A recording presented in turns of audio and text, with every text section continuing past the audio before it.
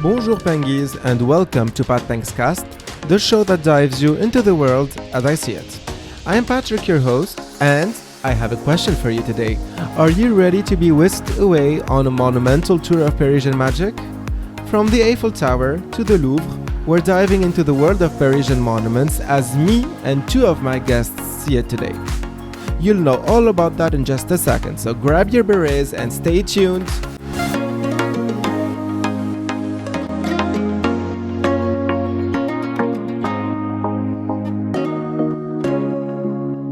Bonjour, and welcome to episode 4 called Paris Monumental from season 1, pardon my Parisian, of my podcast. And for today, as the intro mentioned, we have two guests. The first one is someone who already came to my podcast before previously, so it means that he wasn't traumatized, right? Not at all. Great. It's good to know. Thank you for coming back. This is Florian. How are you, Florian? Fine, and you? I'm perfectly well, thank you. And then we have on a video conference, because he's not in Paris, we have Ghislain here. How are you, Ghislain? Hi, I'm very good. Not traumatized yet, but so good. And I hope you will not from this episode neither. So thank you. I won't. Thank you for being here as well, live from Rome, right? This is where you are.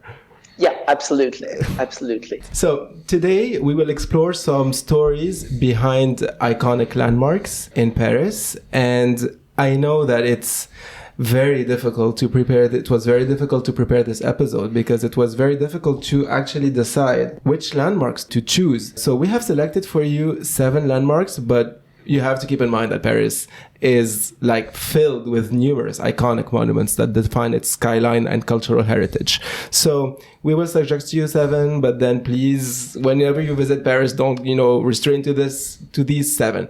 So we will start by the first one, which is obviously the most known one, the Eiffel Tower, or as we say in French, La Tour Eiffel. It's one of the most recognizable landmarks globally, worldwide. Whenever you see the Eiffel Tower, you immediately think about France and Paris. The Eiffel Tower is an architectural marvel, and it became obviously the symbol of Paris and the symbol of France.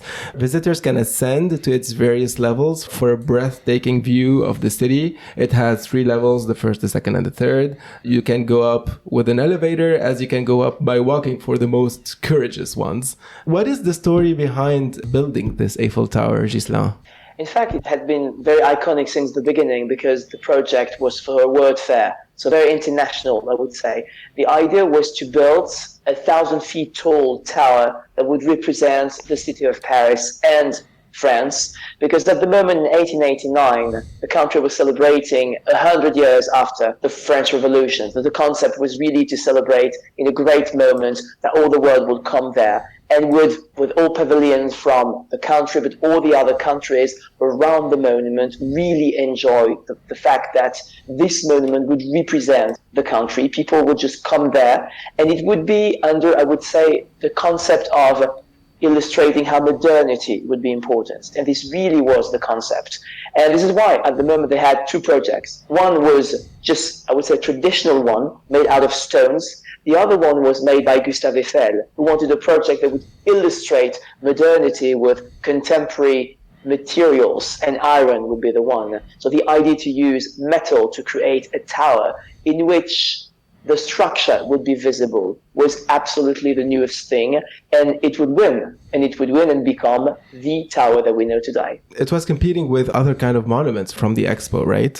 One of the main one was really I would say a traditional stone building that would be more massive, probably a landmark that would be imposing. However, the concept of the Eiffel Tower was that you can see through, so the wind could pass through, so you can also go up and become some sort of a lighthouse, really, to illuminate this city of light Paris would become, and to really illustrate how you could become, a tourist enjoying the city coming up and discovering all the city from above.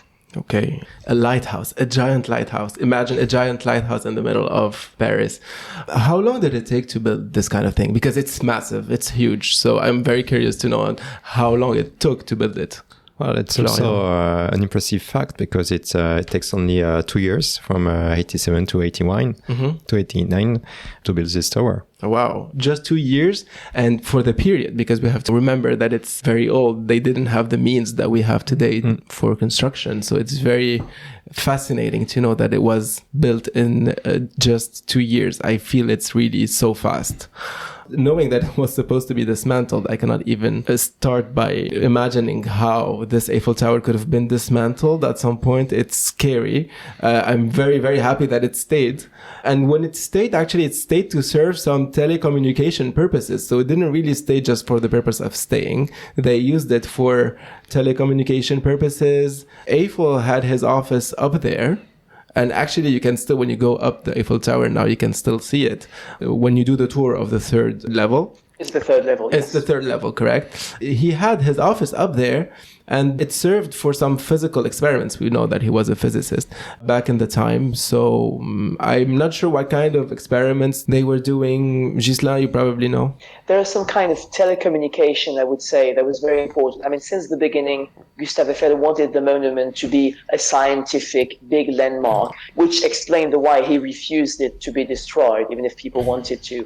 And afterwards, it would become a connective area with radio, many antennas, even TV in the mid-20th century would be connected to it. So it really is related, I would say, to the story of scientific purposes and telecommunication in a large way.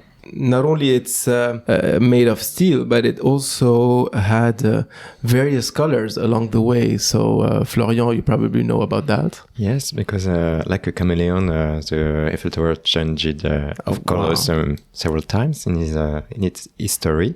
So it started with red, and then it became yellow, and it will change of colors again with the Olympic Games. Oh, what color will it? I think it's a yellow, more gold. Oh, wow. I didn't know that. Okay. So, yeah, it's fascinating. It's a chameleon, like you, like you very justly described it. I love this landmark. Every single time I pass by it, I look at it, I look up, and I'm keep on being fascinated by looking at it, even though some other people say, okay, it's just a bunch of steel. So what do you think about the Eiffel Tower when you see it, guys? Iconic, majestic. Yeah. Ghislain? I think it's a monument you can see from many areas in Paris from far. One of my favorite areas to see it when you are on the boats, because you really see it from down below and you can really see how majestic it is. I think most of the Parisians would love it at some point, even if we know that we don't go as close as often as we would do because of the many tourists all around. Oh. But it's a lovely area. I have actually went up by using the stairs personally, so I can say that it's something. I mean, it's sport and culture at the same time, but it's something super enjoyable. Even when you go up, I mean, the beauty from Paris you can see up there is very interesting. So I really recommend it. Okay, I will try it next time, but probably not all the way to the third level. Probably no, you can get to the second by foot. Already very, very much enough. Okay, for the second landmark, we're going to be talking about the Notre-Dame Cathedral. It's it's a Gothic masterpiece. It's situated on the Ile de la Cité, which is one of the two islands of Paris. You know, the Ile de la Cité that we already discussed in a very deep way in the previous episode 3. A fun fact about the Ile de la Cité that I missed in the previous episode, and again, thank you, Mehdi, for pointing this out. In this Ile de la Cité, in the 1200s, there were more than 23 churches on this island. And today we only have 2. The Notre-Dame Cathedral, obviously, and the Sainte-Chapelle. But back then we had 23 other churches, or I think it was a total of 23. So it means that we had 21 more than the ones that exist today that disappeared along with the centuries, but we know that they existed due to some very, very old drawings of the city that were found. And obviously the most amazing part of all this is that it's so tiny. The Ile de la Cité is a very tiny place, and to fit 23 churches in that tiny space, it means that, there were just churches were everywhere on this island. And now there are only 2. Now, back to the Notre-Dame Cathedral. It has stunning architecture. I mean, Notre-Dame Cathedral is really stunning. Intricate sculptures, majestic stained glass windows. I really love this landmark. It's one of my one of my favorites in Paris anyway. When was it built, Ghislain? We're in the 12th century, so it's quite old. We're in the Middle Ages completely. It was the bishop of the time, Maurice de Sully, that really wanted to have a new cathedral that would become, I would say, a landmark in terms of Christianity at the time.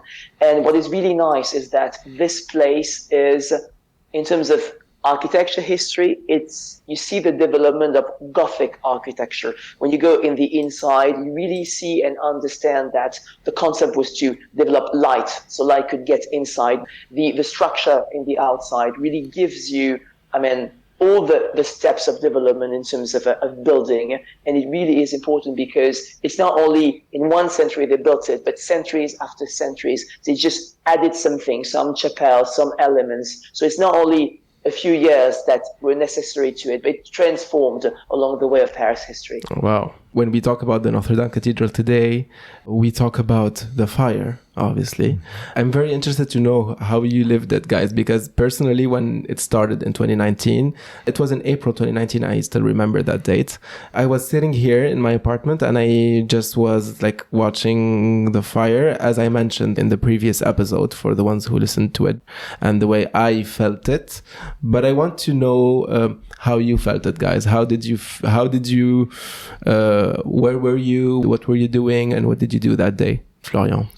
Personally, I was shocked. I was at the office, and when someone take his iPhone and say that on the news that we can see that the cathedral was burning, it was was a shock. Mm-hmm. So because it's so iconic part of element of Paris. So. Exactly, Ghislain. I was traumatized. Like you, Patrick, it's one of my favorite monuments in Paris. Yeah. And I was coming back outside. I just got the news, the info that the cathedral was in fire. I just opened the news on my telephone. I remember it was 7:45 p.m. and it was 5 minutes before the spike just be destroyed and fall down. And I just saw it from my phone. I just realized almost crying that something terrible was going to happen and that it would never be the same for this monument. Wow, it's really bad. Well, when we talk about the fire, we have to talk about the fact that its efforts are now underway to restore this historical cathedral. Luckily, obviously, because it's a historic one. More than 800 years. It has to be rebuilt. It has to be restored. So on this topic, on the topic of the restoration, a lot of discussions were brought into light, whether it has to be restored as it was before or add some modern design, like for example on the stained glass windows or on the roof, etc. What do you guys think about the restoration and the way it has to be done? I think it's a good question, but we have to remember that it's not the first time that the cathedral it's restored.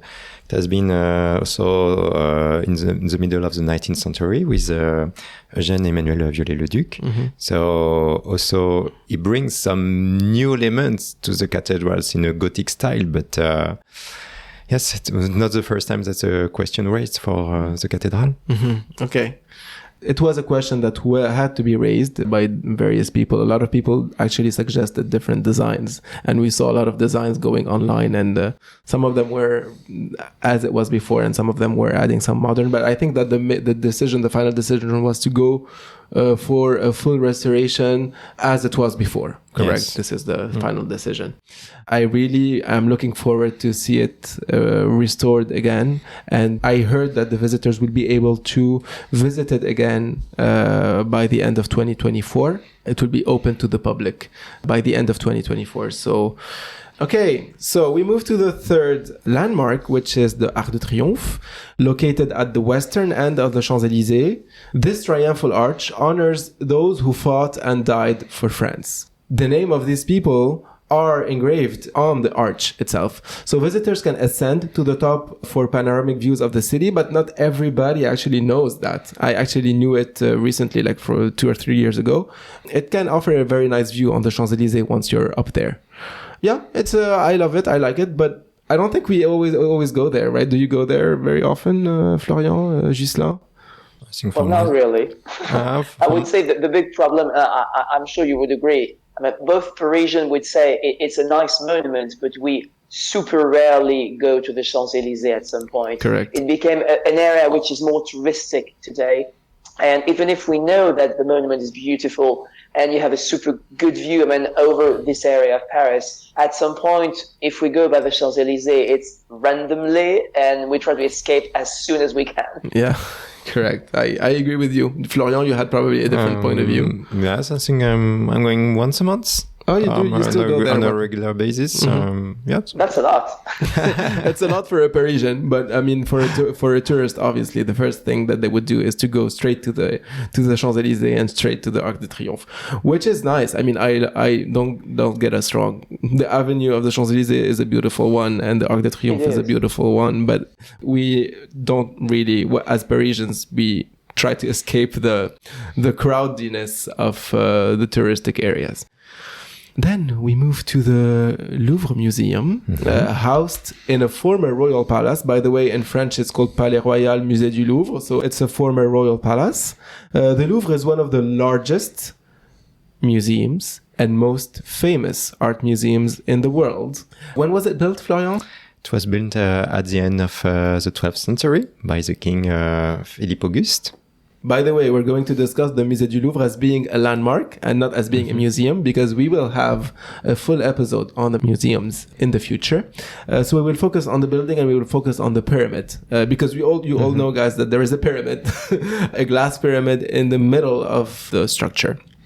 Not the structure, but I mean the building. Is it a cherry on the cake or a mole in the middle of the museum? This is the big question. How do you find this pyramid, Ghislain?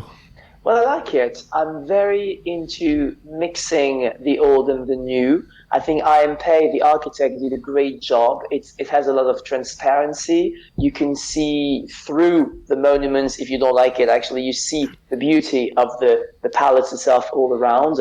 And in terms of welcoming visitors, it helped to welcome so many visitors inside. So it's very functional. And at the same time, the aesthetic works well. I kind of like it very well. Okay. What about you, Florian, about this pyramid? I agree with Ghislain. I think each century gives a new element to this palace. So, okay. Yes. Yeah.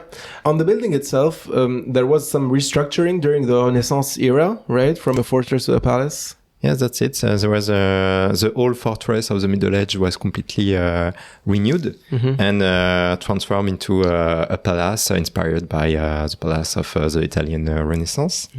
So in a French style, of course. And then it changed again during another reign. Yes, so especially, for example, during Henry IV, we built a very long gallery along the Seine. And then again during another reign for Louis XIV, I guess. Yes, who finalized the Cour Carrée of the Louvre. Okay. And then it was also completed by Napoleon I and Napoleon III.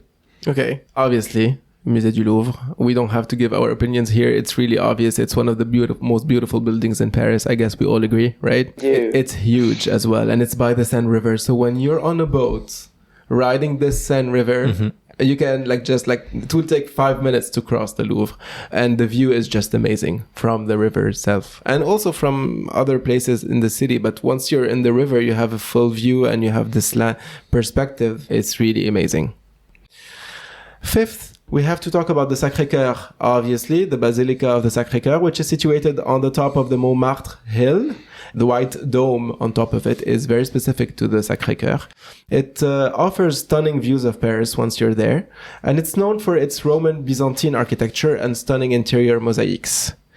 Ghislain, do you know when was it built? Yes, we are after the war of 1870. Most of the people know that the First and the Second World War in particular, I would say, the fight between the French and the German. I would say even in the 1870, it started at the time with the Prussian War, as we call it in France. Prussia, the region of Berlin, was against France and was victorious. Because it was the ending of the reign of Napoleon, many of the French considered it was sort of a punishment from God. And they wanted to create a monument to some sort of thank the Lord of any of the things that would be good afterwards, and to create something to commemorate in a good way the things that would become afterwards. And they selected Montmartre, which is a place at the time out of Paris, but that would be a place at the top of the hill, visible, to create this kind of new architecture. Yeah, back then it was out of Paris, indeed. As you say, it's visible because it's on the top of the hill, and it's one of the probably the only hill in Paris, right? Therefore, it's really visible from pretty much everywhere. And once you're up there, you can see a large view of Paris. I like it. I like walking around in Montmartre and, bump into the Basilica and have a nice, and see the nice view and enjoy the stroll over there and the boutiques and the artists' shops, because there are a lot of artists over there that can suggest some drawings or some sculptures, etc. So it's very enjoyable to walk in the neighborhood and then end up visiting the Sacré-Cœur Basilica. Number 6 in our list is the Palais Garnier, or known as the Paris Opera House. It's known for its Beaux-Arts architecture, really amazing. Lavish interiors. This opera house is also a cultural icon, obviously, because it's still a functional opera house. When was it built, Florian? It has been built from 1861 to 1875 by Charles Garnier. Okay. And was ordered by Napoleon III, but we never see the monument finalized. Oh, he didn't see. Oh, no. That's too sad. Unfortunately. Even though it holds his name. Eclectic style of architecture. A lot of different styles were used to build this building, right? It's really nice. It combines different styles. Also combines some modernity. Yes, because some still has been used, but it's hidden. Really? It's for example, for the dome. Yeah. Still has been used to reinforce the dome, but you cannot see it. We cannot see we cannot see the steel. There is also a scandal back then that happened. Can you give us more insight on this scandal? So if you walk in front of the opera, you can see some statue, and one of them is the dance group from Carpo. And it's very modern for this time. So because we can see a woman dancing in a very free style, far away from the mythologic representation used at this time. So it was very shocking for people. So yes, they wanted to destroy the statue, but of course we are very lucky the statue remained. Yes. Okay. I personally also love this building. I feel it's really a mix of all the most beautiful designs that could have ever existed during history. The gold is amazing. You guys have been inside? Yes. Okay. Ghislain as well? I've been very lucky to be inside as a visitor, because you can visit like a monument and it's super beautiful. And I've been also inside to attend some play. And this is a really, really nice area. I would say that on the bad side, the acoustic is not the perfect one. This is why they probably built the Opéra Bastille, which is better for the opera. However, for the ballet plays, it's one of the most marvelous areas where you can see the different plays, and you just enjoy the elements all around. At the same time, you would enjoy the ballerinas on stage. So if you want a better acoustic, you have to probably go to the Opéra Bastille, but the dancing representations is preferred in the Palais Garnier Opera House, correct? Yes, absolutely. Okay. That's what I would recommend in terms of having attended them. Okay, well, good. Thank you for the recommendation. Number 7, we have the obelisk, which is in the middle of the Concorde Square. We will have a full episode on squares, so we will explain the Concorde Square and talk about it. But now we will focus on the obelisk, which is in the middle of the square. It's a major public square, obviously, but it's known for its iconic Egyptian obelisk and historic significance as the site of many key events in French history. So this obelisk is an obelisk of Francis II, Ghislain, correct? Yes, absolutely. It's an obelisk coming from Egypt. It's a super beautiful monument in garnet, more than 20 meters high, and it came in the 1830s as a gift from Egypt to France. So it's a very iconic monument, definitely. Okay, a gift from Mehmed Ali, the viceroy, and it's actually the twin of the one in front of the Luxor temple in the Valley of the Kings. If you go to Egypt, next to the city of Luxor, the Luxor temple has this twin over there. And when I went there, I actually saw the obelisk, and it wasn't really cleaned back then very well. It was really pretty much very, very black. Let's say, didn't really look like the twin of the one in the middle of the Concorde Square. But I think that since then it underwent some deep cleaning, which is good news. It's the oldest monument of the capital, ironically.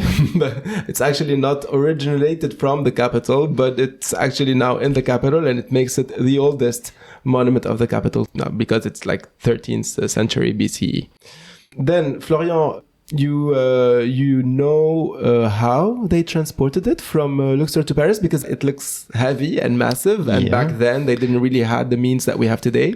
So do you know about that? Indeed, it's a monument of 200 tons, so oh my God. It's very, very heavy. So as you can imagine, it has been a real odyssey to transfer it from Egypt. Mm-hmm. So they have to build a specific boat to transport it directly from Egypt to France. So it was done around 1830s. They did well, because it's really beautiful in this Concorde Square, and they did a good job not to damage it, obviously, because I think it was a very tricky operation. Again, I love it. It's exotic. It's in the middle of the city. It's in the middle of the historical acts of Paris, and I hope it will stay this way. Again, as I said, these are the 7 landmarks that we wanted to talk to you about today, but there are plenty more, like the Panthéon, Les Invalides, the Museum of Orsay, the Musée d'Orsay, Le Grand Palais, Le Petit Palais, and so much more to talk about. Even small monuments like the Tour Saint-Jacques that we don't really talk about much, but I really love it. It's in the center of Paris, next to Châtelet. A lot of monuments that I would really recommend you guys to visit, but we will stop here when it comes to our 7 recommendations. These monuments represent Paris's rich history, architectural beauty. They are really culturally significant. They attract millions of visitors. You have to know that Paris is the city that has the most visitors in the world, mainly due to these numerous monuments that it's attracting millions of visitors each year, and it's contributing to the city's timeless allure. Okay, so this marks the end of this episode. What is the number again? 4. Thank you. Thank you, Gislain. Paris Monumental of season 1. Pardon my Parisian. Thank you guys for being here, Florian, Gislain. I hope you liked it. Yes, a lot. Florian, it's your second time, but Gislain, I'll come back for sure. You'll come back. Okay, perfect. Thank you very much, guys, for being here. Thank you guys for listening, and stay tuned. But wait a second. Before you exit the platform you're listening from, don't forget to subscribe to the podcast and like the episodes. Whether you're on Anrami, Amazon, or Amazon Music or Audible, Apple Podcast, Deezer, Spotify, and YouTube, or YouTube Music, please do that. And also don't forget to log in on my website if you need more information. The website is patricksayek.com/patpankscast. Also, please send me some feedback, whether you agreed or not, on what I said, Gislain said, or Florian said, or if you feel like something is missing or whatever. Or if you have any feedback on the podcast itself. It would be a pleasure to read your comments. See you in 2 weeks, Pangies.